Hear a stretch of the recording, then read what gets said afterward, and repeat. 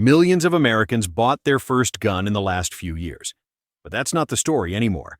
What really grabbed our attention was what they came back for next. Why did over 6 million new gun owners across the country choose this exact gun as their second firearm? In this video, we'll talk about why the Remington 870 keeps flying off the shelves as the go-to second gun in America. We'll break down what makes it so versatile, from the swap barrel design to the rock-solid action the Marines and our boys in blue have trusted for decades. We'll look at how it fits into the budget of everyday working folks, how it performs in home defense and hunting roles, and how even first-time shooters find it easy to grow into. You'll also hear how the aftermarket exploded for the 870, why it's practically ATF-proof, and how its cult following turned it into a rite of passage. If you're looking for a second gun too, you might want to stick around until the end. Let's get into it. Since January 2020, Americans have stampeded into gun stores at a pace the industry has never recorded.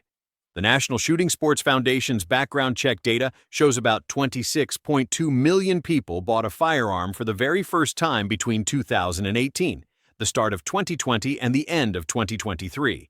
Retailer surveys later revealed almost 23% of those newcomers returned within a year to pick up another gun. Run the math and you land on roughly 6 million second-time shoppers, an entire Illinois-sized population deciding one tool was no longer enough. They walked back through the door not because the first purchase had failed them, but because confidence breeds curiosity, and curiosity demands capability. Once the fear that pushes someone toward a pistol settles into the calm certainty that comes from training with it, the next obvious question is, what fills the gaps my handgun leaves? For millions, the answer was a pump shotgun, simple, affordable, and broad-minded about jobs. And in the pump world, one lineage dominates the shelf.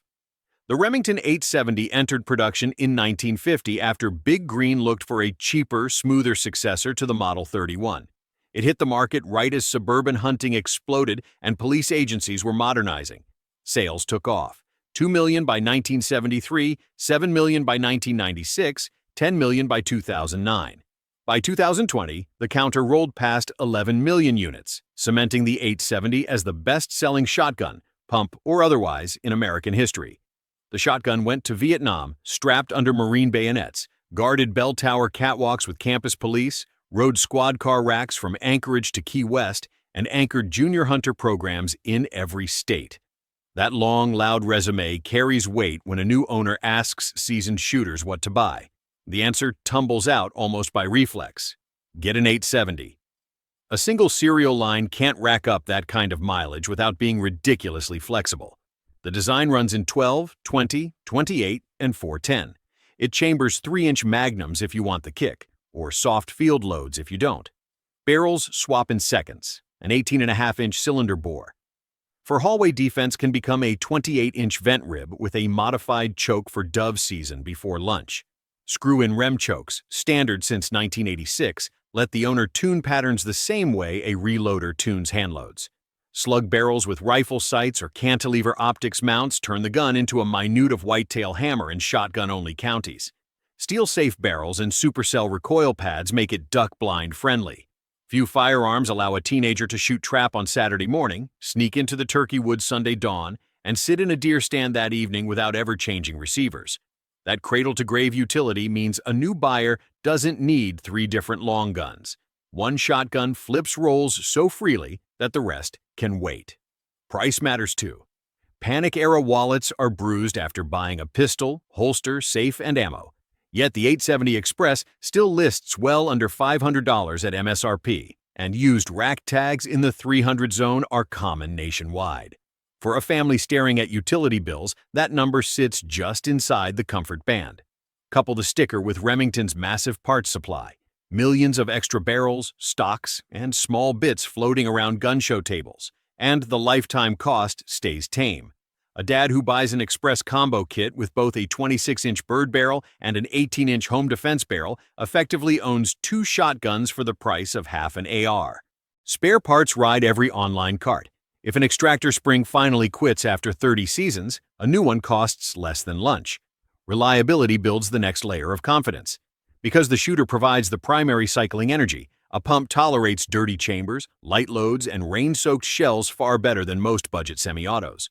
The dual-action bars of the 870 resist binding, slam the forend, and the gun feeds, fires, and ejects with metronome regularity. Police departments leaned on that trust for decades. Marines ordered the 870 Mark I with an extended magazine and bayonet lug and dragged it through rice paddies. A small-town patrol officer in 1972 and a Border Patrol agent in 2005 could swap experiences and find the same weapon in their cruisers. That institutional faith trickles down to the private market. If departments with liability lawyers on speed dial and armorers standing by choose an 870, the homeowner can too without second-guessing. Owning a shotgun also widens a shooter's skill set. Running a pump trains manual dexterity, recoil control, and ammunition management in ways flat-range pistol reps never reach.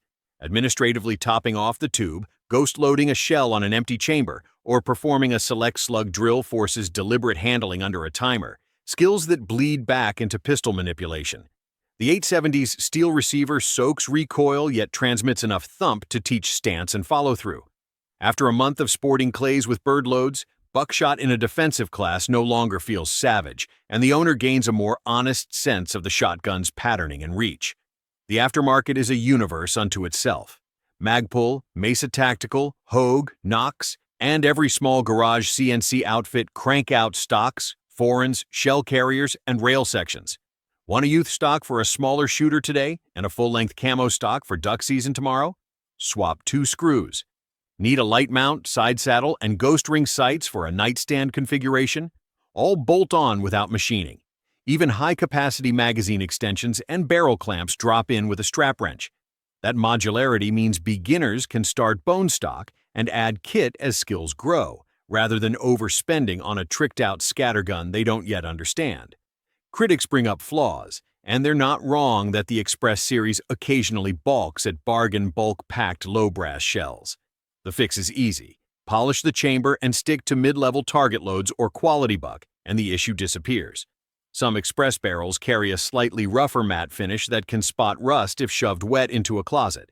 A 2-minute wipe of gun oil before storage buys worry-free longevity.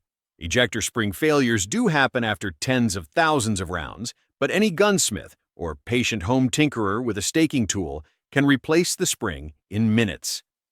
None of these complaints outweigh the broader reliability record. They're quirks, not deal-breakers. Why did the pump beat out tactical semi-autos or pistol-caliber carbines as the popular second choice? Part of it is ergonomics. A pump shotgun keeps weight between the hands and points naturally in hallways and living rooms where line-of-sight distances rarely exceed 30 feet. 12-gauge buckshot patterns spread only a few inches at that range, yet carry enough lead to stop an intruder decisively, while reduced recoil loads tame bores. For households worried about overpenetration, 20-gauge buck or flight control wads limit wall travel without sacrificing close-range effect.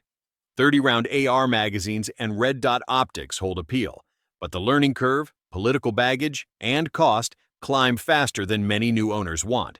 A shotgun feels familiar, Grandpa's duck gun reborn, and community acceptance eases tension during those early learning months. Another driver is legislative uncertainty. When talk of rifle bans or magazine caps surfaces, shoppers hedge. A pump shotgun sidesteps almost every proposed prohibition. It never requires a brace ruling, doesn't hold 15 centerfire rounds, and slips past cosmetic feature checklists. During election cycles, retailers see waves of buyers grabbing 870s because they assume, with reasonable confidence, that Washington or a state capital won't suddenly classify a 5-round pump as an assault weapon. That peace of mind lets them focus on training instead of stockpiling. The number of women and minority shooters entering the community since 2020 is historic. NSSF retailer surveys noted a 40+% increase in African American customers and similar spikes among Hispanic shooters. Many of those customers walked in with limited family firearms exposure. Clerks who want to set them up for success gravitate to a tool that fits small frames, offers manageable recoil options, and demands straightforward manual of arms. A 20-gauge 870 youth model with a limb saver pad and a box of managed recoil buckshot checks every box. A few evenings of dry-fire loading drills and a Saturday at the Clays range transform nerves into muscle memory. Market analysts see pump demand persisting. A 2023 U.S. shotgun market study valued the entire segment north of $1.12 billion and projected mid-single-digit annual growth through the next decade, with pump actions logging steady unit sales thanks to mechanical simplicity and reliability. Semi-autos spike when competitive shooting trends catch fire, but pumps remain the spine of the scattergun economy because they're the lowest common denominator workhorse. Law enforcement departments that migrated to patrol rifles still keep 870s in cruiser racks for less lethal beanbag duty or breaching. Those shotguns train every new academy class, so institutional knowledge never dies. An instructor who learned on an 870 teaches rookies to run one. Rookies who later leave the force bring that respect back to civilian life and coach neighbors the same way. Institutional memory becomes cultural recommendation, and cultural recommendation turns into sales numbers. Stories tie it together. Ask a room of lifelong hunters about their first deer or first woodcock, and someone will talk about the 870 they got at 14. Ask a SWAT officer what carried him through a door when his rifle jammed, and he'll say it's the 870 Synthetic Tactical. The shotgun sits at intersections where family heritage, professional trust, and practical affordability overlap.